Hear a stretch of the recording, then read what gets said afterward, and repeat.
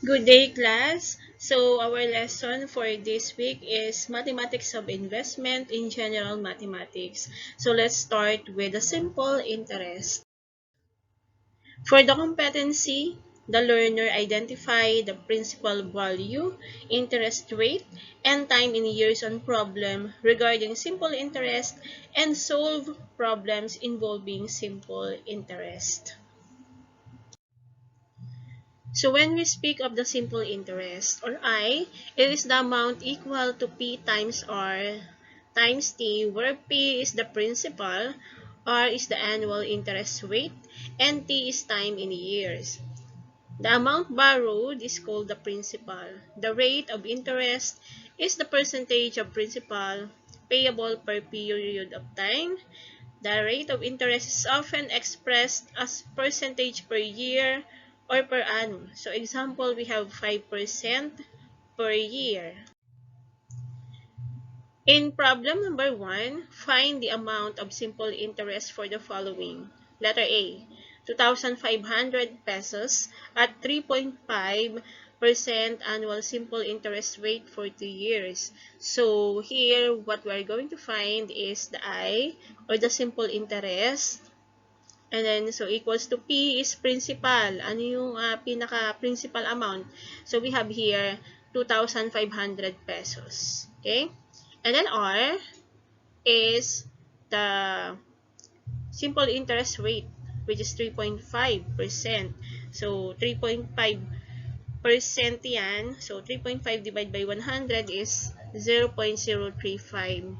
And then times it to time, which is 2 years, we have 2. So 2,500 times 0.035 times 2 is, we have 175 pesos. So this is the simple interest for 2 years with a principal amount of 2,500. Okay, so letter B, the given are 5,300. So this is the principal amount. So yan ay ilalagay natin dito sa P. Multiply it by R. The rate is 2%. So 2 divided by 100 is 0.02 times the time, which is 3.5 years. Okay, so 5,300 times 0.02 times 3.5 is 371.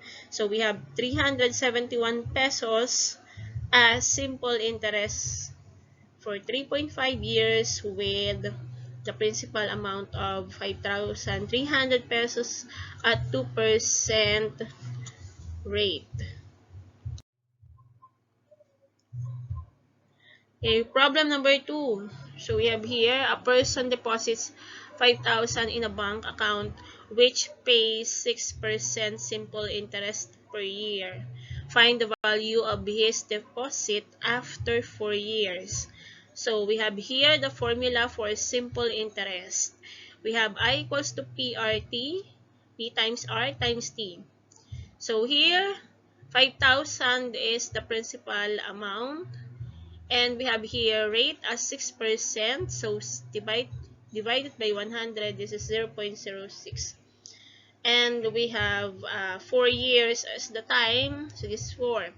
5,000 times 0.06 times 4 is 1,200. Okay? So this is the interest. Now, the formula to find for the accumulated value naman. Okay? Magkano lahat? Kasama na yung interest. So, we have to add principal amount plus the interest. Principal amount is 5,000, no? And then plus 1,200 pesos. So, we have here 6,200. Okay? In final answer, we have to write the symbol of peso sign. So, hence, the value of his deposit after 4 years is 6,200 pesos. Okay?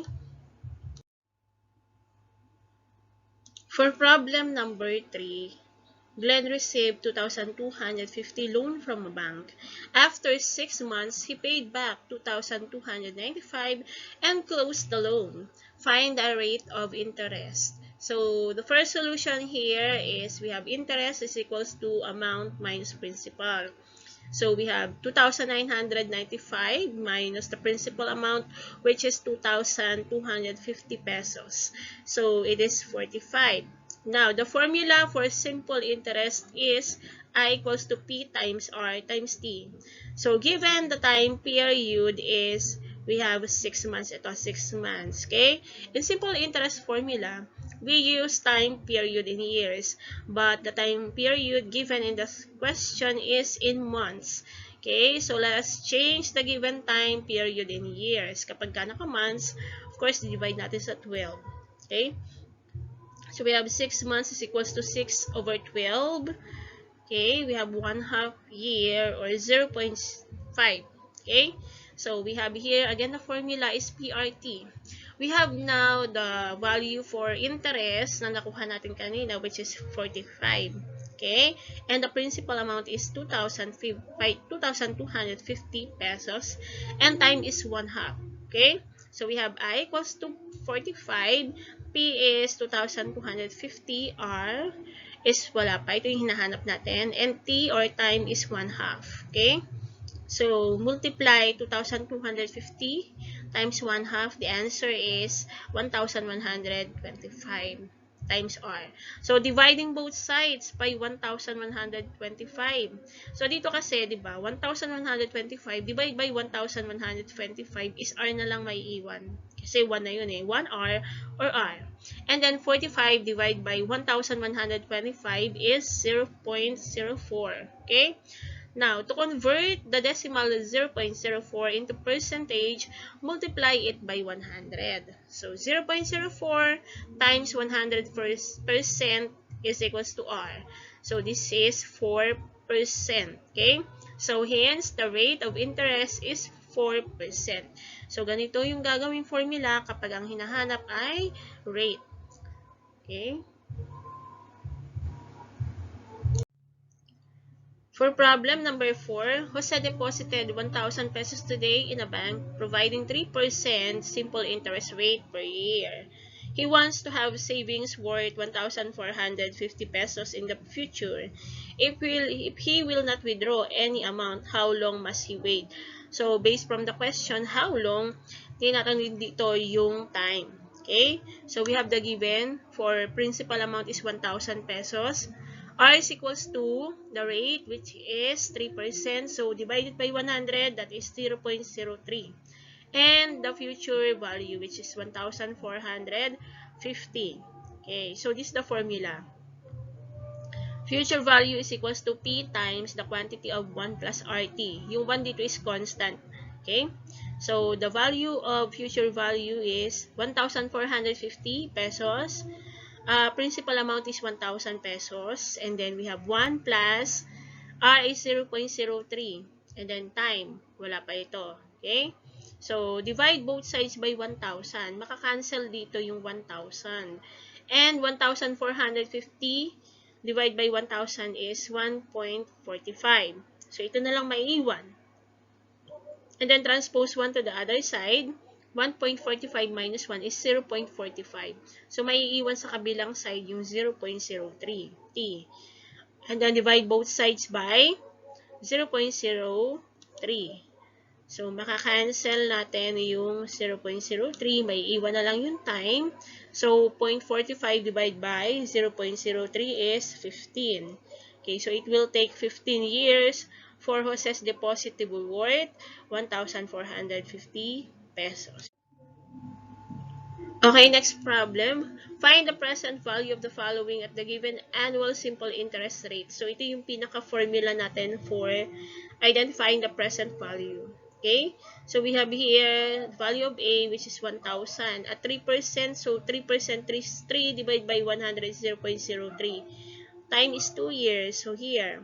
So, lagi nyo muna i-evaluate yung denominator. 1 plus 0.03 times 2. Okay? Multiply nyo muna. 0.03 times 2. Then plus 1. So, 1,000 divided by this. The answer is 943 pesos and 40 cents. For number 2, 2,500 at 1.5% interest rate for 5 years. So, the value of A is 2,500. Okay, then 1.5 divided by 100 is 0.015. Then time is 5. So, ito muna ang dalawa, multiply plus 1. Tsaka nyo i-divide yung 2,500 sa result nito. The answer is 2,325 and 58 cents. Next problem, number 6. As preparation for John's college studies, his parents want to save an amount of 200,000 pesos after 3 years.